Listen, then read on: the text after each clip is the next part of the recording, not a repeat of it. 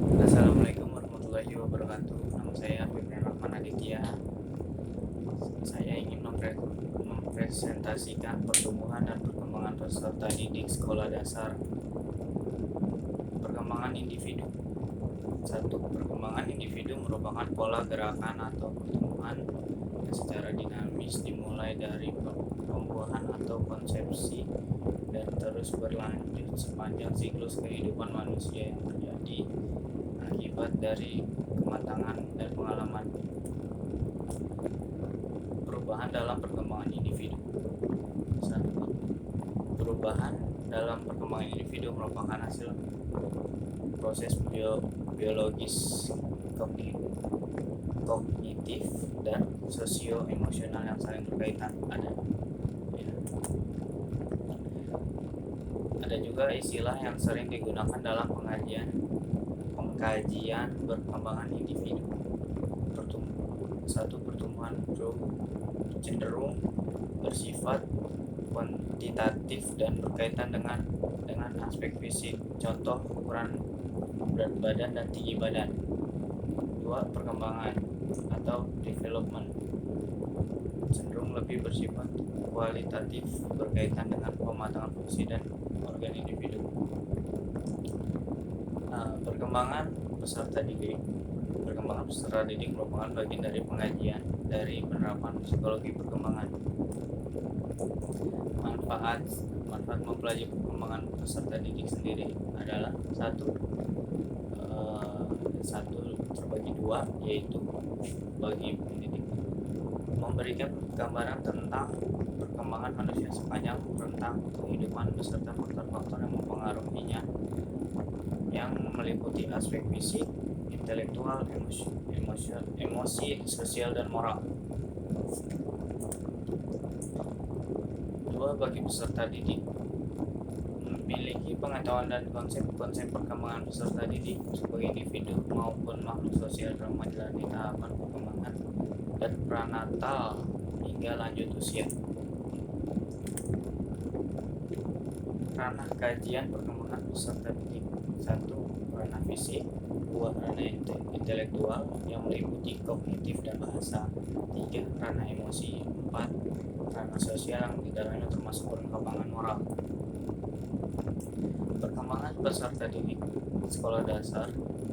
Siswa sekolah dasar merupakan masa anak besar atau anak-anak yang anak-anak akhir yang berusia 6-12 tahun. Tugas-tugas perkembangan siswa sekolah dasar ada satu, belajar keterampilan fisik yang diperlukan untuk bermain. Dua, sebagian makhluk yang sedang tumbuh mengembangkan sikap yang sehat dan dengan teman sebaya, mengembangkan pengertian yang diperlukan untuk kehidupan sehari-hari, mengembangkan sikap terhadap kelompok sosial dan lembaga. Perkembangan fisik anak sekolah dasar ada juga pertumbuhan fisik cenderung stabil, keterampilan gerak mengalami kemajuan pesat, semakin lancar, lebih terkoordinasi dibanding masa sebelumnya.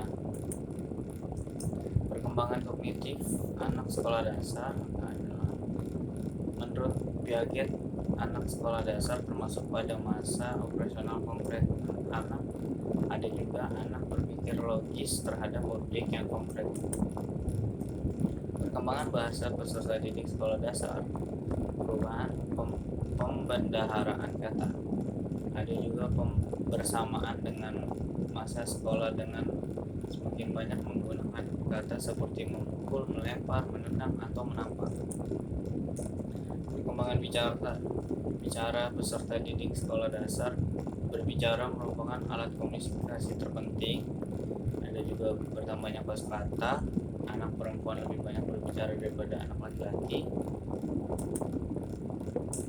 Perkembangan minat membaca peserta didik sekolah dasar ada juga sampai usia 8 tahun suka membaca cerita-cerita khayalan. Anak laki-laki lebih suka membaca cerita tentang hal-hal yang sifatnya menggemparkan.